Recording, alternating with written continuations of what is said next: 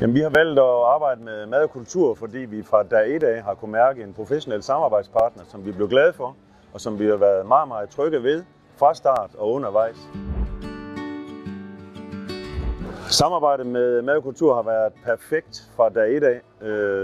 Jeg kan huske, at jeg kom ind på pladsen her og mødte de to hovedpersoner, og der var helt ro, der var trygt at være, så det er noget af det bedste, man kan gøre, når man kommer ind med en samarbejdspartner. At de ikke løber forvildet rundt på pladsen og ikke er klar. Folk var klar her. Alt var klar fra første minut af, så det er dejligt. Vi har været meget tilfredse med et meget flot besøgstal. Egentlig nok også meget mere, end jeg havde forventet. Vi har haft nogle gode rammer, vi har haft noget godt vejr.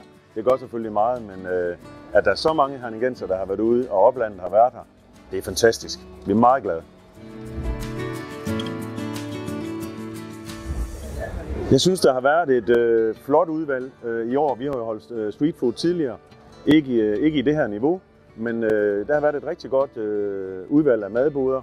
Det er egentlig også det, jeg har hørt, når jeg har talt med folk, at vi har egentlig ramt et godt og bredt udvalg af forskellighed. Så meget glad. Ja. Om vi ønsker at samarbejde med mad og kultur i fremtiden? Ja, det kan jeg kun sige ja til, hvis vi skal have sat os her bagefter og evalueret, men det kan jeg simpelthen ikke forestille mig med den succes, det har været det her, at vi ikke kommer ud over rampen og skal lave et eller andet lækkert sammen i fremtiden.